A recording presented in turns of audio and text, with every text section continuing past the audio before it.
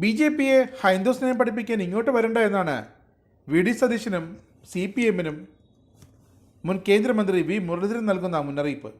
പൂരം കലക്കിയതുകൊണ്ടാണ് സുരേഷ് ഗോപി തൃശ്ശൂരിൽ ജയിച്ചത് എന്ന് പറയുന്ന VD സതീശൻ തൃശ്ശൂരിലെ വോട്ടർമാരെ അവഹേളിക്കുകയാണെന്നും V മുരളീധരൻ രൂക്ഷമായി വിമർശിച്ചു. ശബരിമലയിൽ ആചാരലംഘനത്തിന് പോലീസുകാരെ കാവലിട്ട പിണറായി വിജയനും ഗണപതി മിത്താണെന്ന് പ്രസംഗിച്ച് നടക്കുന്ന ഷംസീറും അടങ്ങിയ CPM പൂരം കലക്കിയിരിക്കും. ഗുരുവായൂരപ്പനെ അവഹേളിച്ച കേരളത്തിലെ ഏക രാഷ്ട്രീയ നേതാവാണ് പിണറായി വിജയനെന്ന് മറക്കരുതെന്നും V മുരളീധരൻ പറഞ്ഞു. PV അൻവർ ഉന്നയിച്ച ഗുരുതരമായ ആരോപണങ്ങളിൽ നിന്ന് ശ്രദ്ധ തിരിച്ച് പിണറായി വിജയനെയും ADGPയെയും രക്ഷിക്കാനുള്ള പ്രതിപക്ഷ നേതാവ് VD സതീശൻ്റെ അജണ്ടയാണ് ഈ RSS വിവാദത്തിന് പിന്നിലെന്നും അദ്ദേഹം പറഞ്ഞു.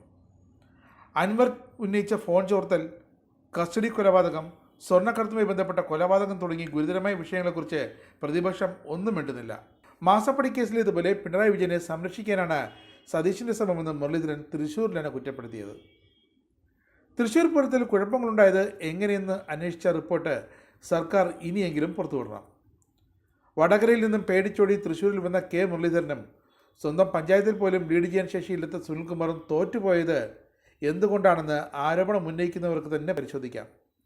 പ്രതിപക്ഷ നേതാവ് 5 ചോദ്യങ്ങൾക്ക് ഉത്തരം നൽകണമെന്ന് V മുരളീധരൻ ആവശ്യപ്പെട്ടു. 1. തൃശ്ശൂർ ലോക്സഭാ മണ്ഡലത്തിൽ 1275 ബൂത്തുകളിൽ കോൺഗ്രസ് സ്ഥാനാർത്ഥി 3ാം സ്ഥാനത്തായിരുന്നു. ഇതിൽ 620 ഇടത്തെ നേതാക്കൾക്കെതിരെ നടപടി വേണമെന്ന് നിങ്ങളുടെ സ്ഥാനാർത്ഥിയെ പാർട്ടി അന്വേഷണ കമ്മീഷൻ മുന്നിൽ ആവശ്യം വച്ചില്ലേ? അവരെല്ലാം പൂരം കലക്കാൻ ഗൂഢാലോചന നടത്തിയവരാണോ? 2. എന്തുകൊണ്ടാണ് കോൺഗ്രസ് തൃശ്ശൂരിൽ മാത്രം സിറ്റിംഗ് MPക്ക് സീറ്റ് കൊടുക്കാതിരുന്നത്? അദ്ദേഹത്തിൻ്റെ പ്രവർത്തന മികവിനെക്കുറിച്ച് അത്ര ബോധ്യമുണ്ടായിരുന്നുകൊണ്ടല്ലേ? 3. ഫലപ്രഖ്യാപനത്തിന് ശേഷം DCC പ്രസിഡന്റിനെ മാറ്റിയതെന്തിനാണ്? TN പ്രതാപനും DCC പ്രസിഡന്റ് ജോസ് വള്ളൂരിനുമെതിരെ കോൺഗ്രസ് പ്രവർത്തകർ പരസ്യമായി പ്രതിഷേധിച്ചില്ലേ? യൂത്ത് കോൺഗ്രസ് പരസ്യമായി രംഗത്ത് വന്നില്ലേ? മുരളീധരനെ കാലുവാരിയെന്ന് പറഞ്ഞില്ലേ? 4. ദേശീയ നേതാക്കൾ തൃശ്ശൂരിൽ പ്രചരണത്തിന് വരാതിരുന്നത് ബോധപൂർവമാണെന്ന് K മുരളീധരൻ ആരോപിച്ചില്ലേ? ആരാണ് നേതാക്കളെ അയക്കാതിരുന്നത്? തീരുമാനമെടുത്തിരുന്നത് സതീശനല്ലേ? ആരാണ് ശരിയായി ഗൂഢാലോചന നടത്തിയത്? ഇനി VD സതീശനോടുള്ള 5ാമത്തെ ചോദ്യം. നിങ്ങളുടെ നേതാക്കൾ കാലുവാരിയെന്ന് ആരോപിച്ച് പാർട്ടി യോഗത്തിൽ പൊട്ടിത്തെറിച്ച K മുരളീധരനെതിരെ നടപടിയെടുക്കാൻ തയ്യാറാകാത്തത് എന്തായിരുന്നു? അദ്ദേഹം പറഞ്ഞത് ശരിയെന്ന് ബോധ്യമുള്ളതിനാണല്ലേ? ഇതാണ് V മുരളീധരൻ്റെ ആ ചോദ്യങ്ങൾ. ഇതിനുള്ള ഉത്തരം VD സതീശൻ നൽകേണ്ടി വരും.